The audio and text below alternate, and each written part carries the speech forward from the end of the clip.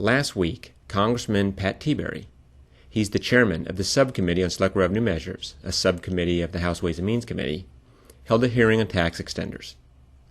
The hearing provided an opportunity for the subcommittee to hear about the merits of extending or not extending expired or expiring tax provisions.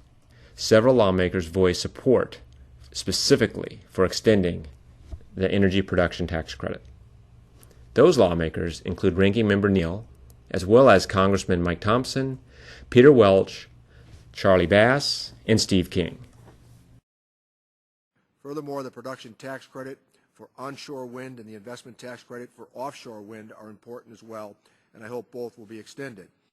The production tax credit for wind expires at the end of December, and we don't have until the end of December to deal with this.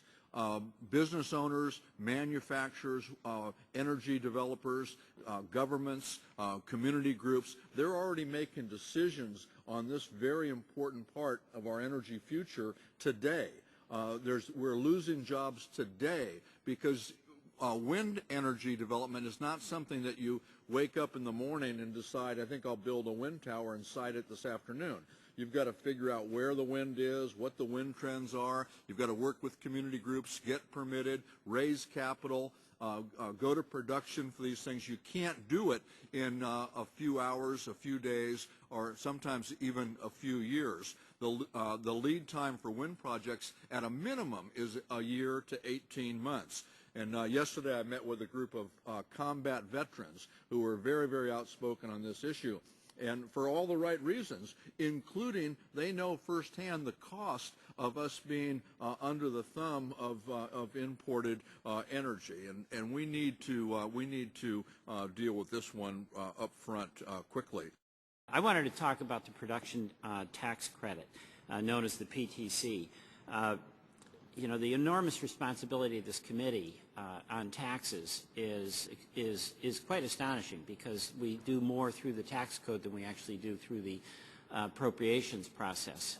So this is a place where major policy is made, something you all well know. But this will have a real implication for us in Vermont, and I think in energy policy as well. My view on tax credits is that emerging industries where there's a decision that makes sense to try to give them a boost because it is good for the creation of jobs, creation of industry, and strengthening, in this case, our local energy production, is worthwhile. As industries get more mature and they stand on their own, then hopefully we would then wean them from tax credits. But this production tax credit, especially for wind, is really, really essential to help this national industry get on its feet, be a solid performer, and essentially give us a chance to compete against where a lot of wind technology is being exported, and that's to China. The way to do that, have a new energy future, create jobs here, is to maintain this production tax credit. Since 1980, that credit has helped bring down the cost of these wind generation facilities by 90%. So, you know, the credit helps create that market that allows scale to bring down price and then create jobs right here. Wind has provided about 35% of all the new electricity generated in the last 5 years. And across the country, the wind industry has increased domestic manufacturing and created about 75,000 jobs. In my home state of Vermont, renewable energy companies are producing clean and renewable energy and jobs. Right now, Vermont is generating 46 megawatts of energy, enough to power 11,000 homes. Over 200 megawatts of new Vermont projects are in development. Without these PTC credits, the projects are going to stall. That is just the fact. In fact, most likely they will fail.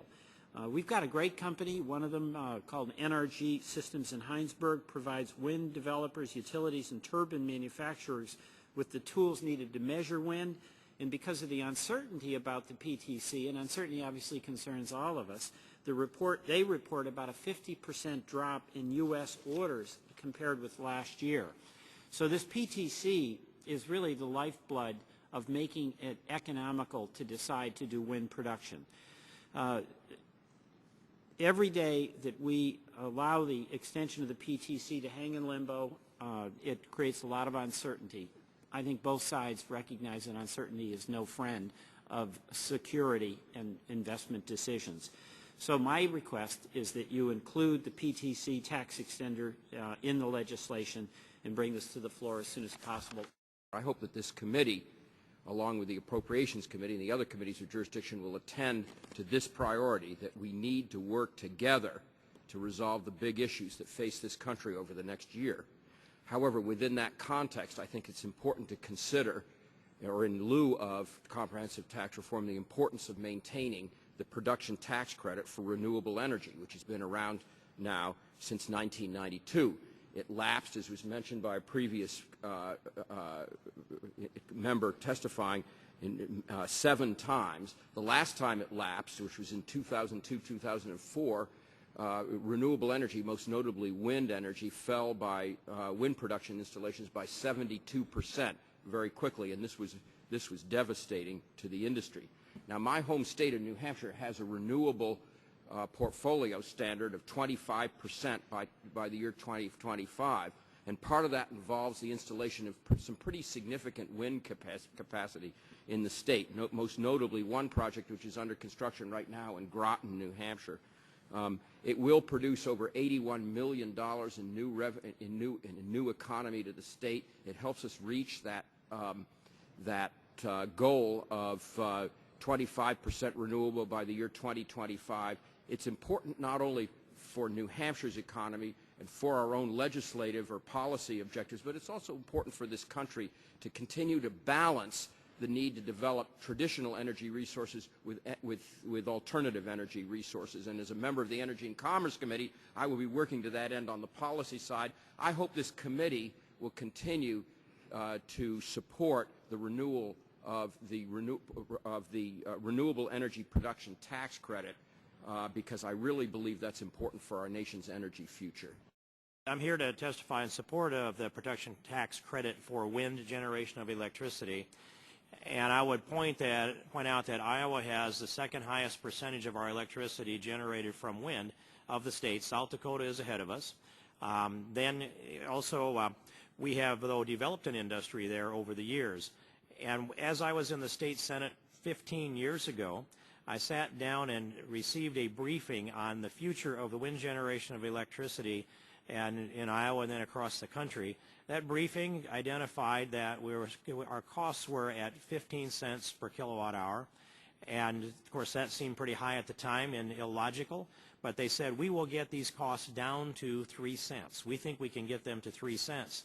I've been watching it along the way. Those costs have ratcheted down from 15 cents down to the most reliable number I have is 5.2 cents. And they've cut more than half in the last few years the cost of electrical generation by wind. And then the central piece of the point that I'd like to emphasize is that when we come up with new renewable energy or any kind of energy source, you have to find a way to have market access.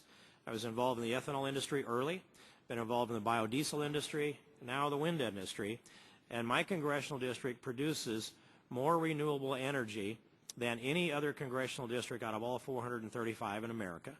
And with the new district, the new 4th district, which will be 39 counties across northern Iowa, it will be far and away the largest renewable energy producing district in America. I go back to sometime in the 70s when we first began with these endeavors. One of the challenges, of course, is technology. And a normal wind turbine back in those earlier years would produce about 1/6 of the electricity that a single wind turbine does today, a typical. But it's always been the technology, the engineering is one challenge. The next challenge is market access. Ethanol, for example, you couldn't get that in a gas station. You had to find a way to provide market access. Well, we've gone through this process in each of these renewable energy components and provided a way to kind of crack into the market access, if you will. And now we're on the edge of blenders pumps for ethanol, and they have come to us and said, we'll let go of the blenders credit because we're ready to compete in the industry now. We just need a little more help with market access. Similar thing is taking place with wind, is why I bring up the ethanol in relation to wind. we have a tremendous infrastructure that's been built. That infrastructure has to have a little pay down on the return on investment before it can sustain itself. I watched as 100 bases were put in place before the credit was extended one fall several years ago, and it was about the 4th or 5th of December when the Ways and Means Committee moved the production tax credit for wind. From that date in December until the 31st, 100 towers were stood up, 100 turbines were put up, and they were online, and it was the only company in the country that took advantage of the credit that year. But we need to have some support to extend this so that we can phase this support down. And I'd go to the industry and ask them how soon. I don't want to go on record as saying how soon, but I'd very much like to see an extension here. And if that extension becomes a condition, that they come back with a proposal on how long it would take to phase that down, I think that's an appropriate and responsible thing for us to do.